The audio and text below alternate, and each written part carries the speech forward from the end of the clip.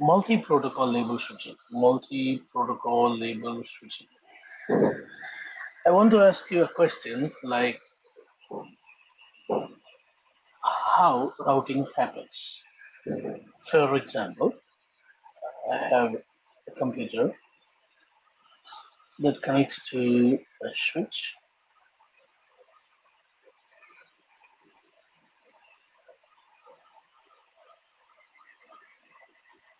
and that router connects to another router that may connect to another router, and it's on like that. Then I got the destination router and a LAN switch and the computer. Now here is computer A and B, and the IP address on this computer is 10.0.0. Let us keep it public to avoid unnecessary natting discussion. I do not want to bring natting here now. So I'll say 11.1.1.1. Here 111.11. Okay, let's make a different number. 77.77.1.1. So this is the destination, this is the source, and vice versa. I got router 1, router 2, router 3, and router N, and switch 1 and switch 2.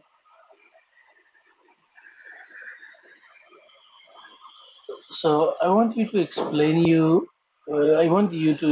me when a packet arrives to router from here with the source IP address 11.1.1 and destination IP 77.77.1.1. When the packet arrives to the router's job is to route the packet, that we all know. But I want to know, what does that really means, route the packet? What does that really means? Okay. Wait. 77.1.1. And let's say the interface is F00, F01, F00, F01, and goes on like that. Okay, now next is what I want to say here. Okay, let's say the IP address here is 20.0.0.2, 20.0.0.1, and the gateway is the gateway is 11.1.1.2. Okay, so when people say router routes the packet to the destination 77.77.1.1, what exactly they're talking about? Yes, go ahead, please. Okay. Yeah. When the IP address 11 reaches the first router. Okay. In the switch, the IP address matches with the port marker, the interface port MAC address of the interface. That is from the switch. No, I don't want the MAC address part. Okay. The router. Yep. Okay. So when it gets to the F0 /0 or the router interface, so to say, 11.11.2, when it gets there, the router,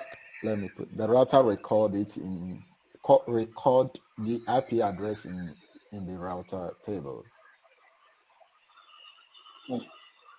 and then forward it to the other interface. Okay, I got your point. You see, What you said is when a packet arrives on F00, router checks for the destination and it looks into Yeah. the routing table for the destination. And the routing Yeah. table says to reach the destination, you need to go out on F01 Yeah. to this gateway. So Yeah. the packet is now switched from here to here. That's what you said, correct? Yes, sir. Okay. So let me repeat what you said. The packet is coming with the destination 7777.111. As soon as the packet arrives on F00, the router checks the destination IP address of the packet, looks into the routing table. Routing table says to go to that net destination, you need to go to 20002, which is the next hop, and for that you need to go out via F01. Yes, sir. This is what the routing table will provide. Accordingly, the packet will be forwarded. Fine. Mm. Is there anything else you want to add? Now, for now, no, Okay, because I don't know exactly. no problem. Mm. You see, every device Mm. has got something called forwarding information base, Okay. FIB. Mm. Cisco calls it as Cisco Express Forwarding, Okay. CEF. Safe. Okay. Basically, both are same. Mm. Now, where does the CEF located? It is in a layer 2 level on the device. Oh, okay. On the device, it is there on the line card itself. That is why I say it is the layer 2 itself. Okay. Now, this CEF or FIB table will have the same information what a routing table has got. Okay. Why we need the CEF? So that I need not to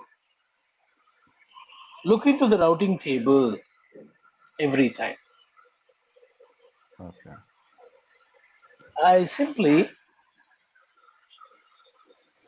see the FEB table which is in the layer 2 for the destination 7777.111, and the CEF table says the same information what the routing table says.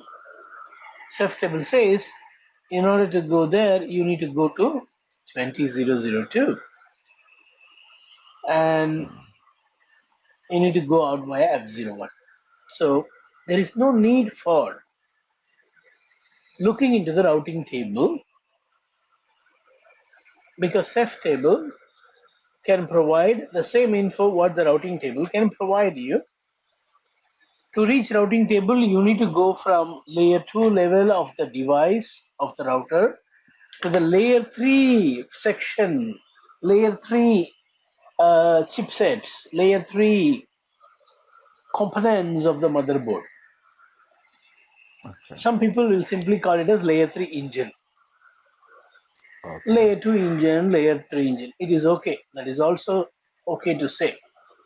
What they basically mean is the chipsets, the processors and the buffers that works for layer 3 process, layer 3 algorithms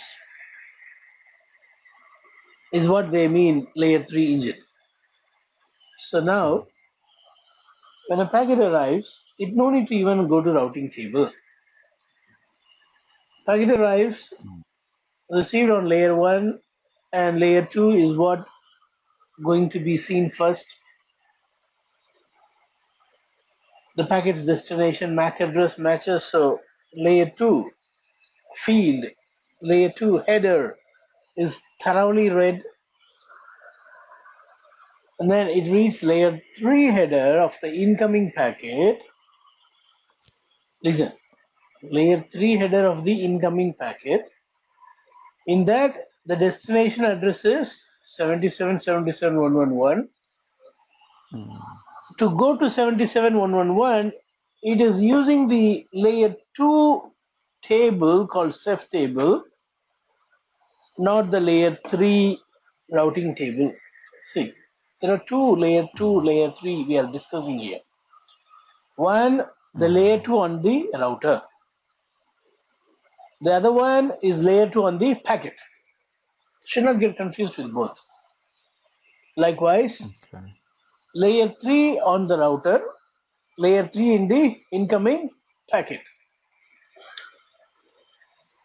Ceph avoids layer 3 lookup. What does that mean? It means it avoids you looking into the routing table. But still, you will be reading what? Layer 3 header of the incoming packets in order to know the destination. Do you agree with that? Yes, sir. Yes. When a packet arrives, you still read the layer 3 header in order to know the destination. But you don't use layer 3 engine or layer 3 lookup, the routing table, to know the exit interface.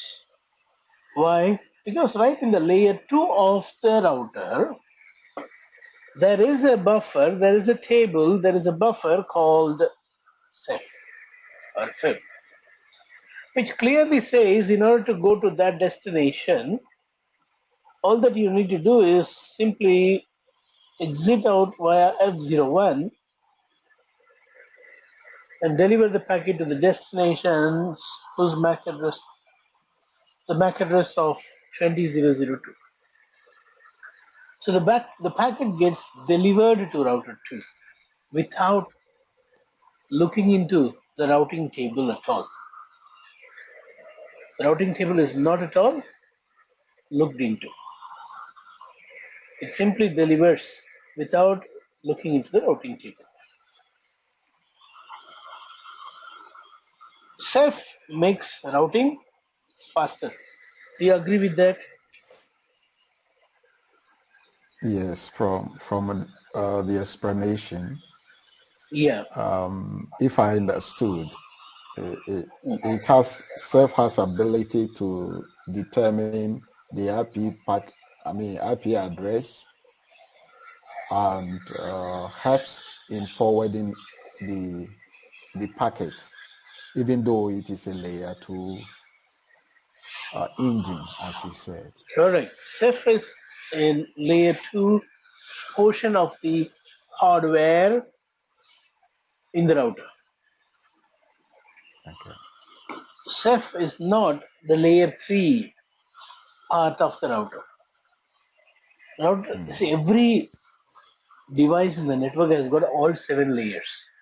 Even though people say router is a layer 3 device, it doesn't mean that there is no layer 1, layer 2. There is layer 1, there is layer 2, or layer 7. Now, Okay. for the incoming packet also, all layer 7 will be there. Now, when packet arrives, usually when there is no Ceph, the packet will be processed by layer 2 and layer 3 engines. But it's very slow. Why? For every single packet, you need to scan the entire routing table which is there in layer 3 to avoid such wastage of time. The routing table gets downloaded to the layer 2 level in a location, in a buffer called Ceph. Okay. So that when a packet arrives, when a packet is received on a router,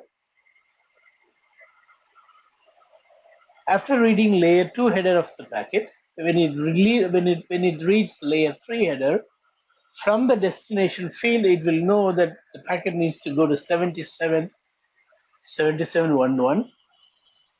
For 7711, the layer 2 engine says, I know the route. The Ceph entry is very clearly saying for 77 destination you need to exit out via F01 and go to 20002. As a result, this router 1 need not to look into the routing table. In that way, the routing has become faster because of this fib table or because of this Ceph table. Is it clearly understood so far? Yes, sir. Okay. Now, what is the role of MPLS here? Ceph has already made the routing faster. None of our packets are going to be sent after scanning the routing table. Immediately, when a packet is arrived, the layer 2 table, Ceph table clearly says this is how you need to go, and it goes out. So layer 3 engine is only there for providing the route information to the Ceph table. If no routing table, the Ceph table is not going to have any updates. So very important is you need to have a fast converging routing protocol to update the routing table, and those updates are downloaded to the layer 2 engine called Ceph. So without routing table, there is no Ceph. So Ceph is not replacing routing table. Ceph is contributing to the routing table. Ceph downloads all those routes and keeps it in a layer 2 level so that when a packet is processed in a layer 2 level, at the same time the layer 3 decision is also taken. There is no additional route lookup needed. Yes, sir. Wonderful. So Ceph is important for fast routing. Every Cisco device have got Ceph enabled by default. Okay. If you wish to disable it, it is easy. No IP Ceph in the global mode. No IP Ceph in the global mode.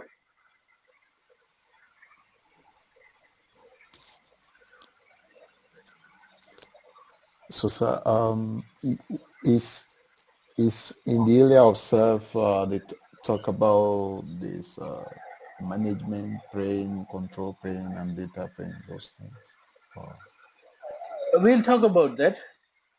oh, okay, okay. Sorry.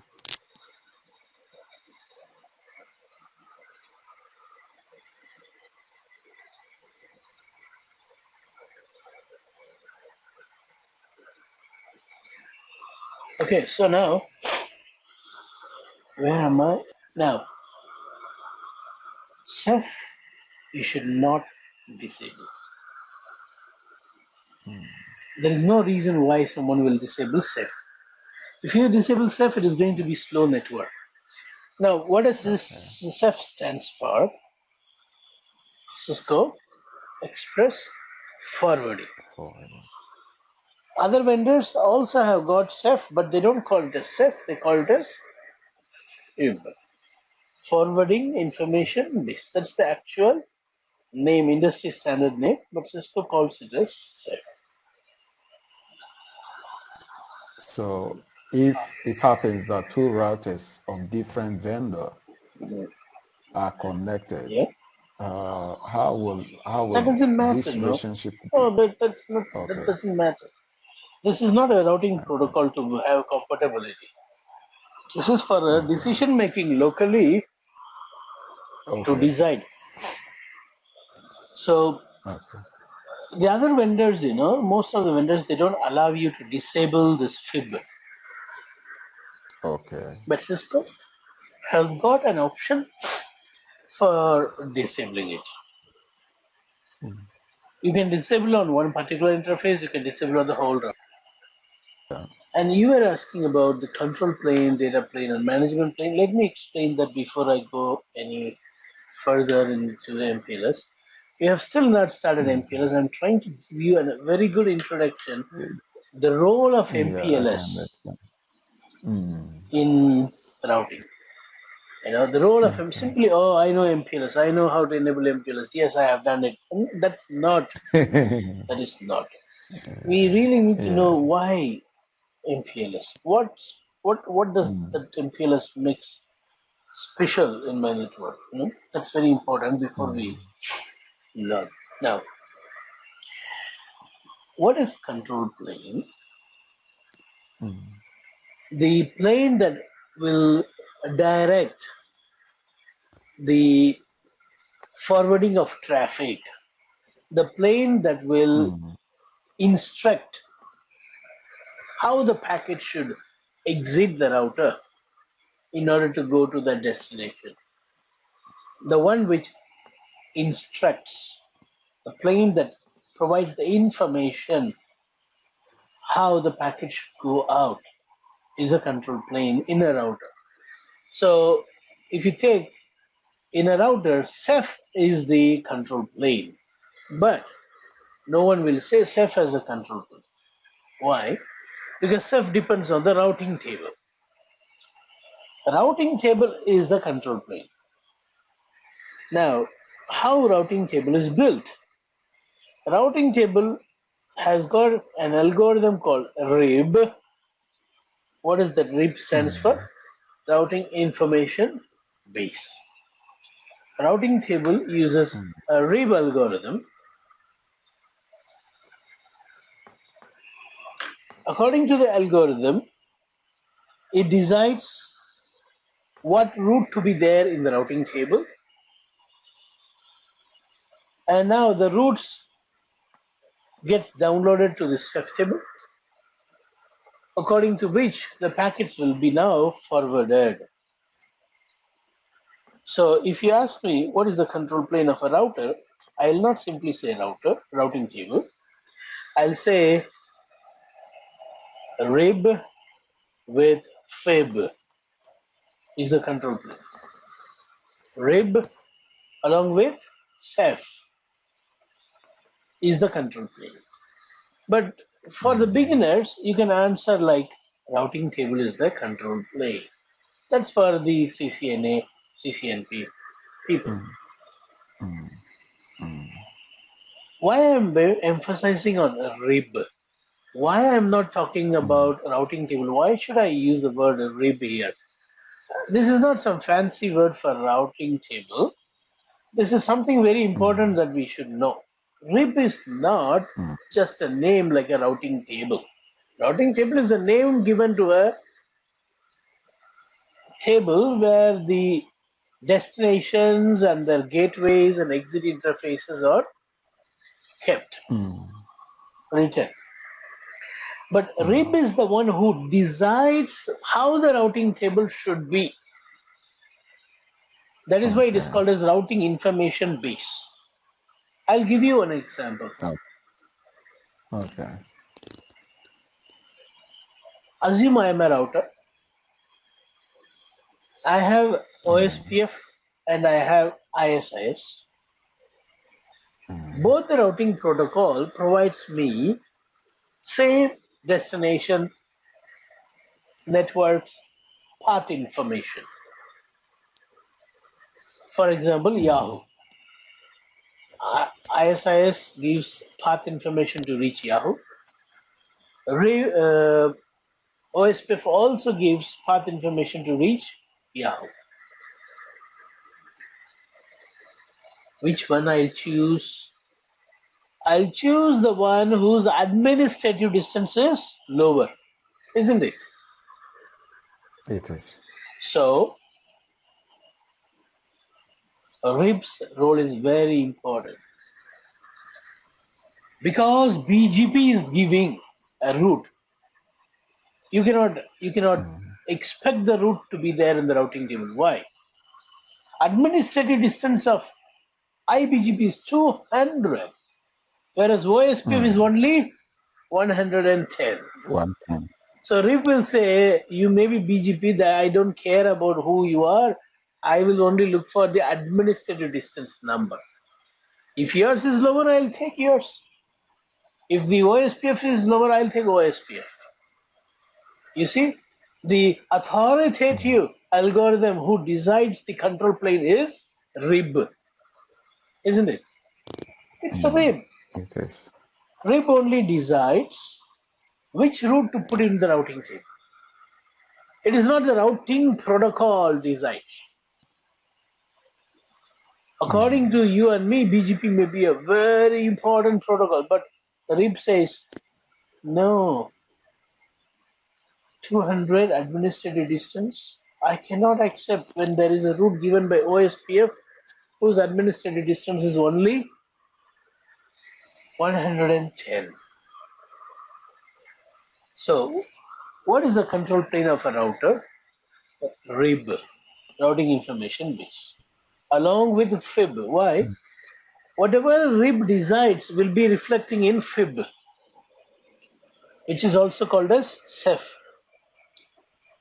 Okay, so that's the control plane, the plane that controls, that steers the packet, that directs the packet towards the destination to reach some, towards the exit to reach some destination.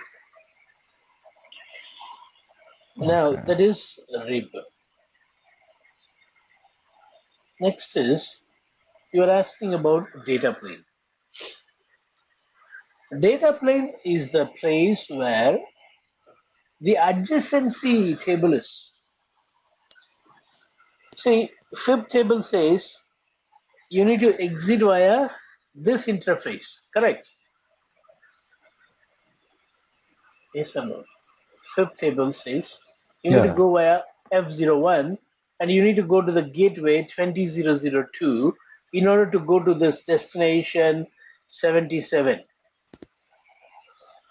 Now, is that information enough? No. I need to know the MAC address of this exit interface and I need to know the MAC address of this gateway 20002. These two informations are saved in the adjacency table. According to that adjacency table, the packet is sent out. So,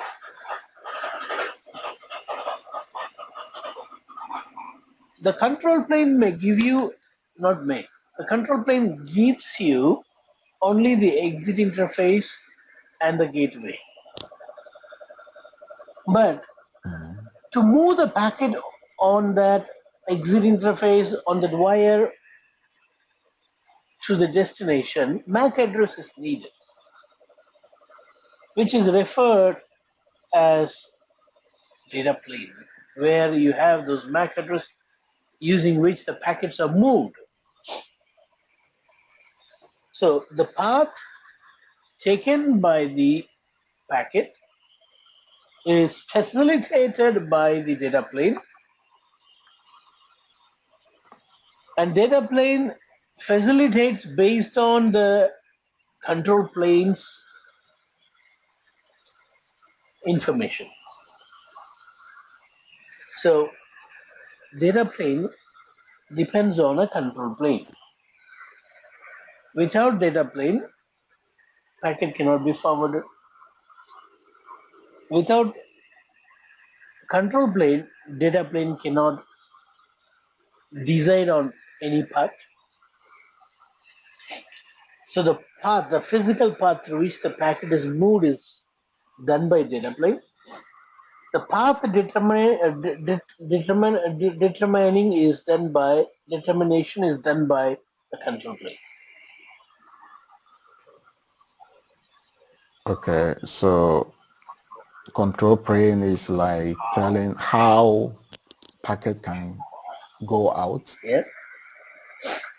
Yeah. And to go out, data plane is the path. Yeah. So control plane says how and to whom the packet needs to be forwarded. Mm.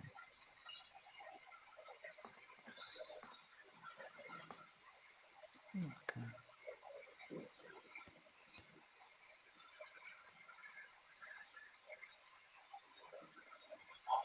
And the plane is actually referring to chip or IC on the router. Sorry, come again? The plane is referring Yeah, to of course, chip yes. or IC They're on the all chips, correct. on the. There are different type Mm, of chips like network processor, mm, switch fabric, something like that. ASIC chip and so on. There are many things there in mm, the line card. And now, fib table, ceph table is same. Rib is the control plane. These are on the routers. Whereas on the switch, control plane is not a routing table or rib table. In switch, what path to be taken is determined by the MAC table. mm, Not only MAC table, the ceph table, sorry, the STP, spanning tree. mm, If spanning tree blocks some of the port, packet cannot be forwarded. mm, So the MAC table and the spanning tree dictates the path, the control plane, they are the control plane, mm. using which the packets will be placed on a link for forwarding, which is taken care by the data plane. So according to the spanning tree's instruction, the packets are now going to be placed.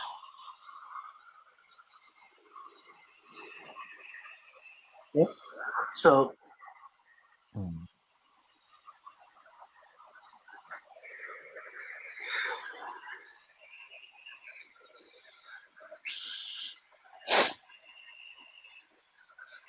the the packets are now forwarded via a particular tree, which the spanning tree has uh, made it as designated forwarding, and the root port. And when the primary path goes down, the control plane changes the path. The blocking port is now unblocked. So control Mm. plane says no more that data plane, you need to change to another data plane. So the path is now shuffled, shifted, and the data plane takes care of the new path for packet forwarding, uses the new path, takes care of the packet in the new path. Now, what about the management plane? Management plane is nowhere related to the moving traffic. Management plane is nowhere related to the transit traffic. Management plane is only Mm. for management. For example, if you are connecting a device to a management port, then you will have a dedicated RAM processor to respond to the telnet or SSH or HTTPS, anything that you use to interact.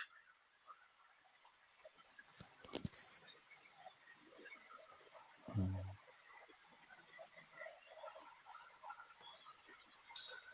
So the management plane is only for management. Who will telnet, who will do SSH is determined by the management plane. Not every device will have a Mm. dedicated management plane. Most of the enterprises devices Okay. will be using the same Ethernet port which you use for data communication for telnetting and SSH. Mm. So in such cases, you don't have a dedicated Okay. management plane. Okay. So management Okay. plane, a dedicated management plane, you will see in high-end devices like ASR, Nexus, UCS, and so on. Now, Okay.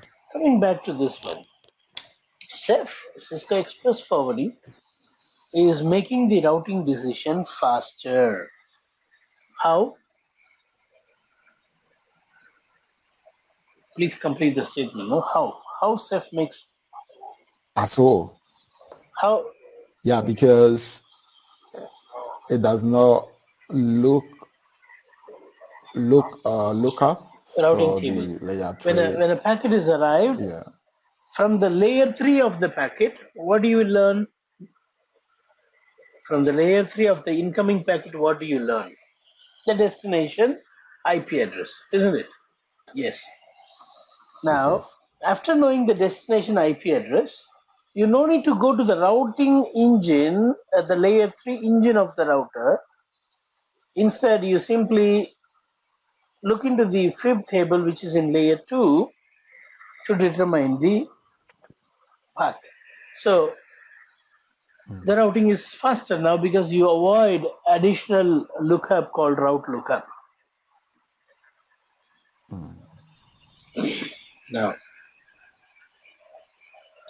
what is the role of MPLS? MPLS avoids routers looking into the layer 3 header of the incoming packet.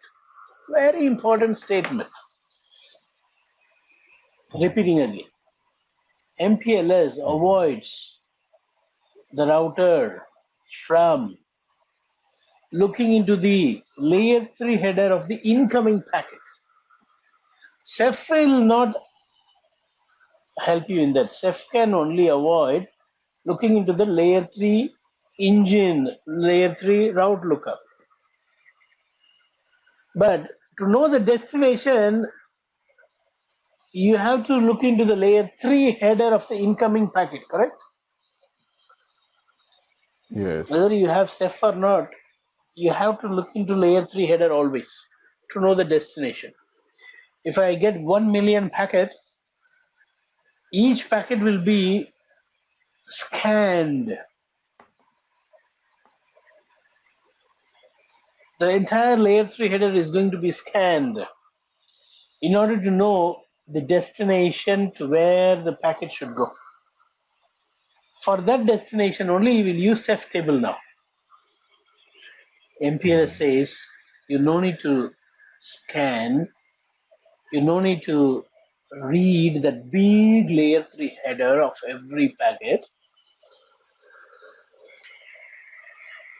You can simply read only the 32-bit header, 32-bit size header called MPLS header.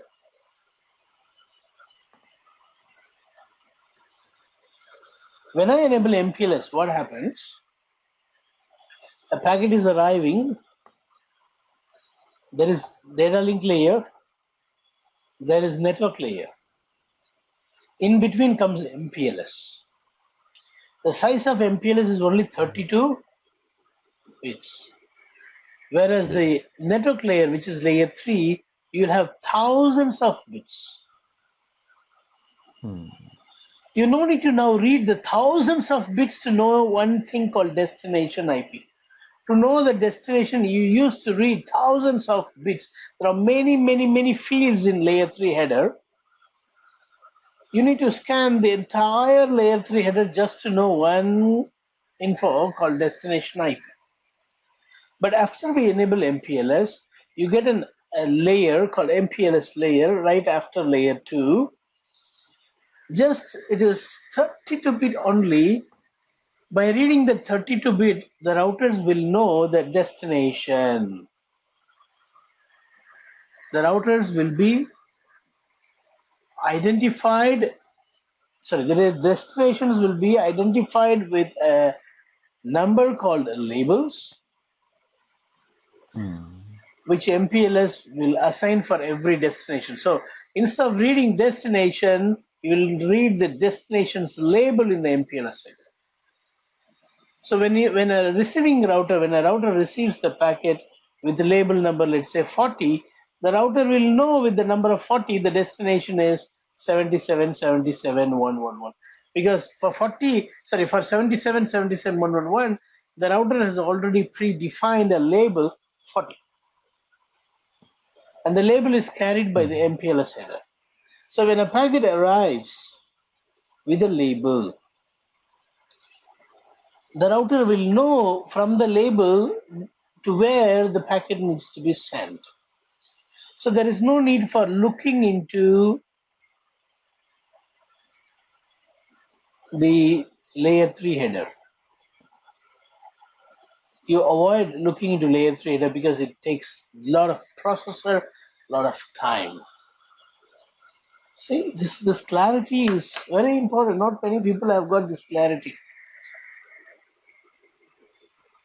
Mm. Ceph is also doing something related to layer 3. MPLS is also doing another thing related to layer 3. Ceph is avoiding the Okay. routing table lookup. MPLS is avoiding the layer 3 header lookup of the incoming packet. It is in two different Okay. places. Okay. MPLS So self is avoiding lookup routing on the table router. lookup. Okay. MPLS is avoiding the routers looking into layer 3 header of the incoming packet. It's two separate things. It is actually not same thing. Yeah. So MPLS MPLS avoid into the looking inside the header, header. layer 3 header of incoming packets. You know, you will be receiving millions of packets, and those millions of packets will have thousands of bits in the layer 3 header to scan. Now, that size also, it's not defined. Depending on what type of layer 3 packet, the header will vary. But here, if you see in MPLS, it is well determined. Only 32-bit always. You need to Okay. scan, and if you scan the 32-bit, you will know the destination. The routers will know the destination just by reading the 32-bit.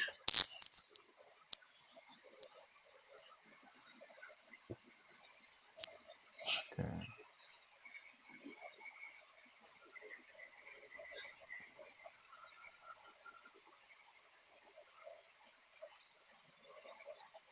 Yep. All right.